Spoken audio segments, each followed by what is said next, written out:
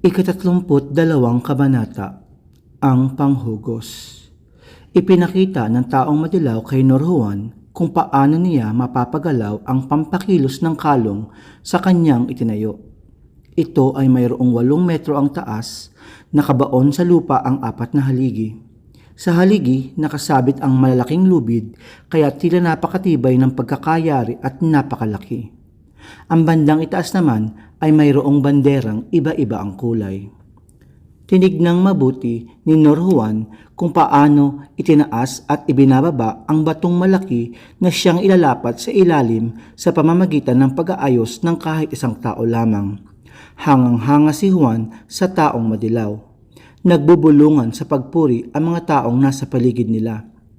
Sinabi ng taong madilaw kay Nor Juan na natutuhan niya ang paggawa ng makinarya kay Don Saturnino na nuno ni Don Crisostomo.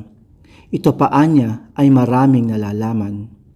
Hindi marunong mamalo at magbilad sa araw ang kanyang mga tauhan. Marunong ding gumising ng mga natutulog at magpatulog ng gising. Sa kabilang dako, malakihan ang paghahanda ni Ibarra sa pagbabaon ng panukalang bato ng bahay paaralan.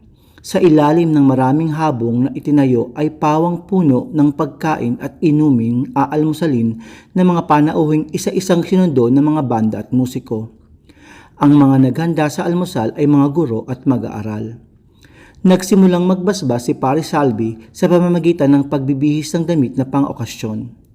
Ang mga mahahalagang kasultan naman, pati ng mga medalya, salaping pilak at relikya ay inilulan na sa isang kahang bakal. Ang kahang bakal ay ipinasok naman sa bumbong na yari sa tingga. Hindi kumurap si Elias sa pagkakatitig sa taong madilaw na siyang may hawak ng lubid. Ang lubid ay nakatali naman sa isang kalo na magtataas at magbababa ng batong ilalapat sa nakatayong bato sa ibaba. May uka sa gitna ang bato. Sa ukang ito, ilalagay ang bumbong na tingga. Bago simula ng pagpapalitada, nagtalumpati muna sa wikang Kastila ang alkalde. Pagkatapos isa-isang bumaba ang kura, mga praile, mga kawani, ilang mayayamang bisita at si Kapitan Tiago para sa pasinaya. Dahil sa biro ni Kapitan Tiago at amuki ng alkalde, napilitan ding bumaba si Ibarra. Hustong nasa ibaba ito nang bigla na lamang humalagpos ang lubid sa kalo. Nag-iba ang buong balangkas at umalimbukay ang makapal na alikabok. Nang mapawi ang usok, si Ibarra ay nakitang nakatayo sa pagitan ng bumagsak na kalo at ng batong buhay.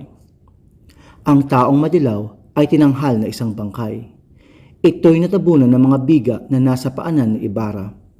Gusto ng alkalde na ipahuli ang nangasiwa sa pagpapagawa na walang iba kundi si Nor Juan.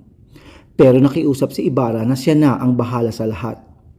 Makaraang ipagtanong niya si Maria, kaagad na umuwi si Ibarra upang magpalit ng damit. Isa si Piloso Potasio sa nakasaksi sa maganap na pangyayari. Yaon daw ay isang masamang simula. Mga bagay na dapat tandaan sa ika-32 Kabanata. Sa kabanatang ito'y isinulat ni Rizal na ang masaya sanang pagdiriwang para sa unang paglalagay ng bato sa paaralan ay naging malungkot dahil sa pagkamatay ng taong madilaw. Ang ganitong okasyon ay dapat sanang masaya sapagkat ito ay sumisimbolo sa pagiging maunlad sana ng isang bansa, lugar o nayon.